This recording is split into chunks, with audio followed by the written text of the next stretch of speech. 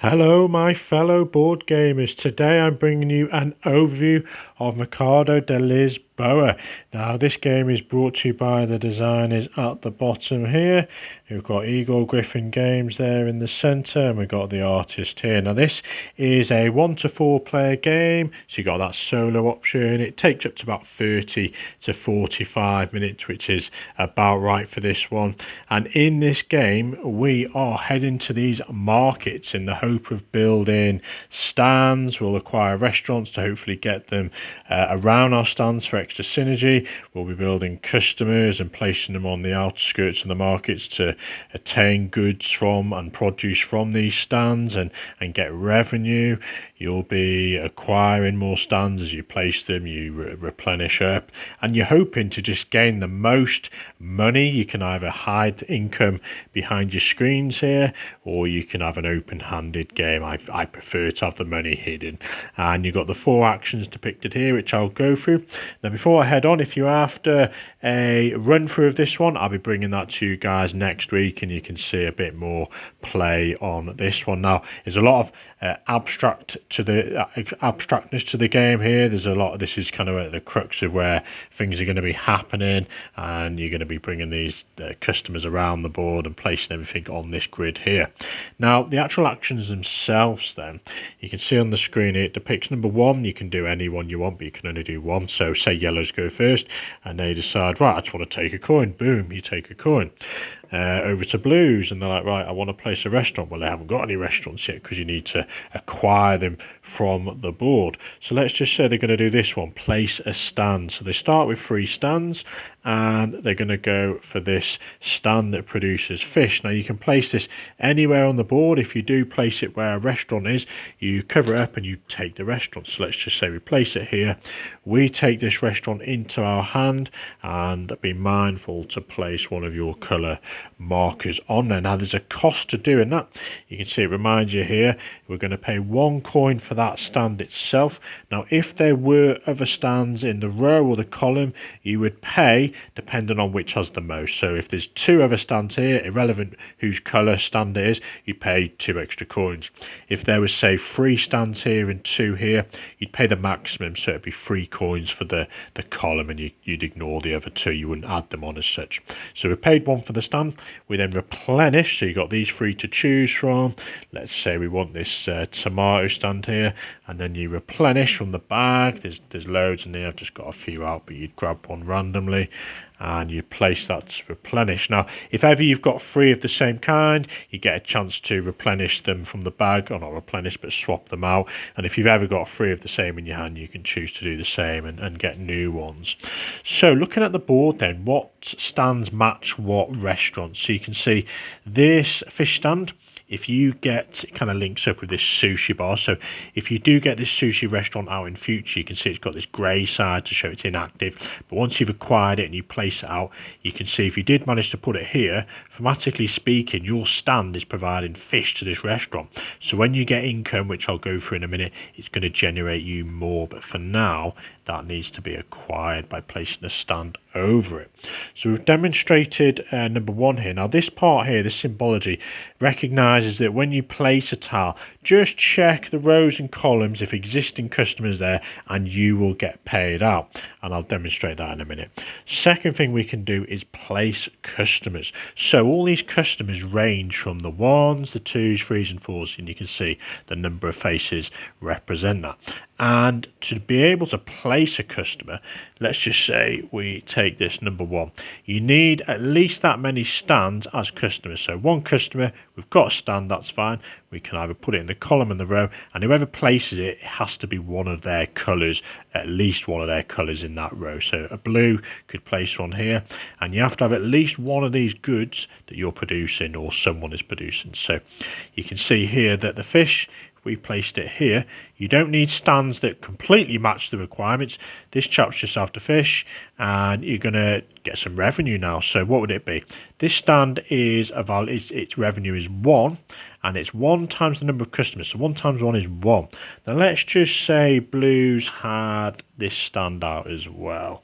You can see that that stand is also going to produce goods for this customer. So that one generated as 1. This is equally going to generate as 1. So 1 for the stand times the customer. Now let's just assume that you had a 2 customer out. This one here. Your revenue would be 1 times the 2 customers, so 2 for that one, and there's a smart one as well, so 1 times the 2, so 2 plus 2 is 4 revenue. Now if you did manage to place a restaurant out, which is actually one of the actions on the player screen, so you can see we've done place a stand, we've shown you how to place a customer and you gain your revenue, and we've also done number 4, which is just acquire a coin. Number 3 then, if you do have a stand in front of you, say we do here, you can place it anywhere on the board, with the exception of places that have already been used. You can never move these once they've been placed. You could also place it over another restaurant, so you can acquire that one and place yours there. Now you actually gain a coin for placing a restaurant, which is nice. Now where were we? Let's just assume we'd place this one here, and then we've placed our customer down. What would happen here is this one would generate you 1 plus the synergy of this restaurant would be a value of 2, because that's 1 for that one, 1 for this one. 2 times the 2 customers is 4 revenue. Now in terms of what matches what, I was kind of touching on it earlier. You've got the sushi bar and the fish. You've got the pizzas after these tomatoes. You've got these sort of meat stands, which next to the burger stands generate income. The beer symbol's kind of like a joker. It can represent an income for any stand. You've also got this sort of tea sort of slash coffee restaurant, which when it links up with one of these sort of herbal tea stands, that's sort of matched up there. And finally you've got kind of these grapes which go with the winery, if that's what they're called. So that's the synergy between the stands and the restaurants to gain those extra income. And remember, the beers, you can have that next to anything to generate it. But back to this revenue, you can see that's 2. Now let's just say someone had managed to place this here as well. You can see it's going to be 1 for that stand, plus another 1, plus another 1, so that's 3 value for that stand, times the 2 is 6. The tomato one would be 1, and the beer one as well, because you go stand by stand, so that'd be 2 times the 2 is 4, so a lot of income generated there. Now we've demonstrated all the actual actions. A couple of the things to note is that you can see that as you progress through more stands being placed out, there's only 2 customers who can go on that particular row. And if yellows had, say, a grape stand here, and blues are being rather nasty and thinking, right, I don't want yellows to take advantage of that stand there in this particular row, and let me go and find a customer that will benefit tomatoes and fish. Let's just say this one. So they place this customer down, blues have, and you can see that the yellows aren't even going to score any revenue for this grapes because they didn't get there quick enough. Whereas these guys are going to get the 1 plus the 1, that's 2, times the 3 customers is, what, 2, 6. No one can provide the meat as yet, but let's just say someone else came along, yellows in this case. Let me find an actual meat one. And they placed this meat one here, and it was yellows. You get kind of deferred income as such. So for placing that, it's 1 times the 3 customers that were previously there, so that actually gain income for having placed a stand after the customer is already there.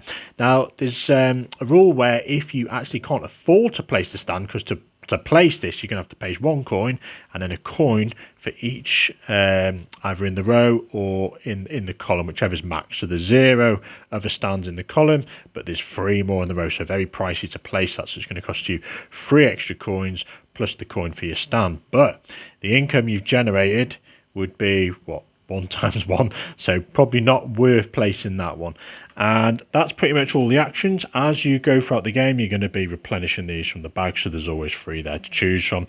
You're going to be getting these customers out, and you'll have replenished those as well, so you can pick from any of the top 12 available. And as those customers fill up around here, and as the board fills up, you have to be mindful what's going to trigger the game end.